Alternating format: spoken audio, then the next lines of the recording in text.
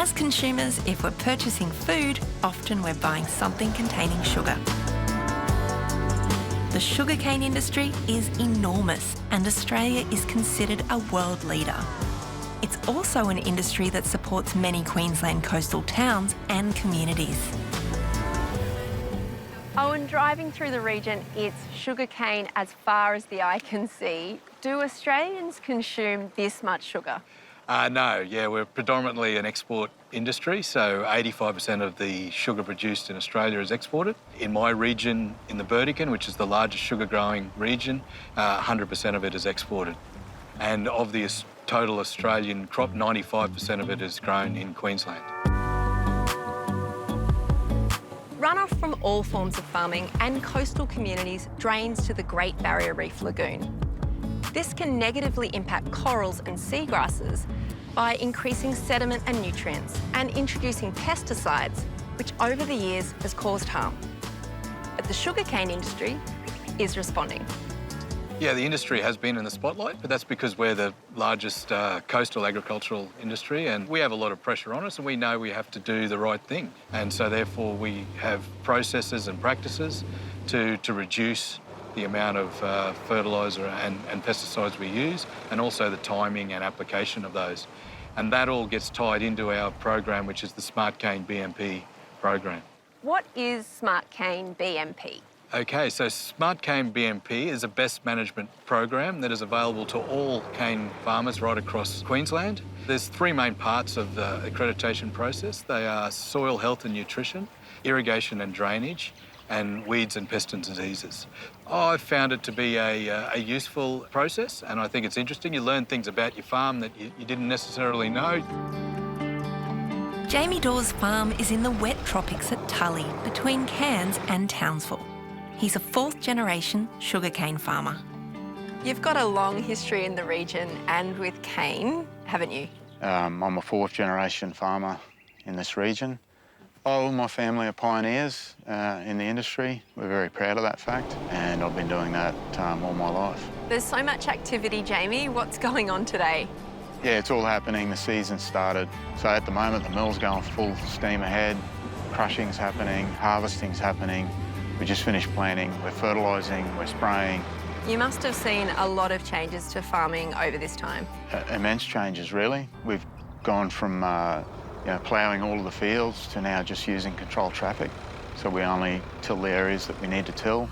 We use rate controllers in the spraying that meter out chemical very efficiently. It's good for our bottom line, and it's also very good for the environment. So there's a lot more precision to the way you farm. Yeah, absolutely. And also a lot more data collection. Nowadays, all of the technology, the tractors and the rovers will have data logging capabilities, a GPS unit, and they basically log all that information for us and put them on a cloud-based server.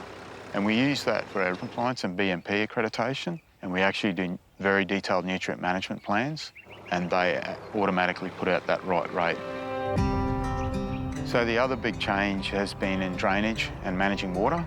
The whole of this catchment has put a lot of work into catchment design and having reserves and wetlands that actually filter out all of the any of the agricultural runoff that may happen.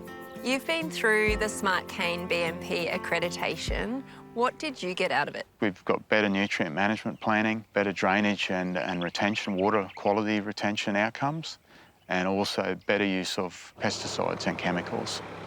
Having all of our equipment on GPS has reduced compaction greatly. So we've got an area that we traffic and an area that we farm. And through doing this, we don't compact that area that we're farming, and it greatly improves soil health and it greatly improves efficiency on the property. We don't do any burning, so we use green cane harvesting. That reduces sediment runoff. It acts like a big sponge, retains moisture, and it fixes the fertiliser right where it needs to be.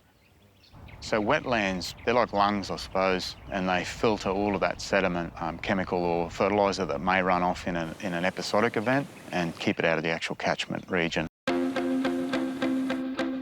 Now more than ever, global biotrends are demanding farmers prove they are adopting greener farming practices.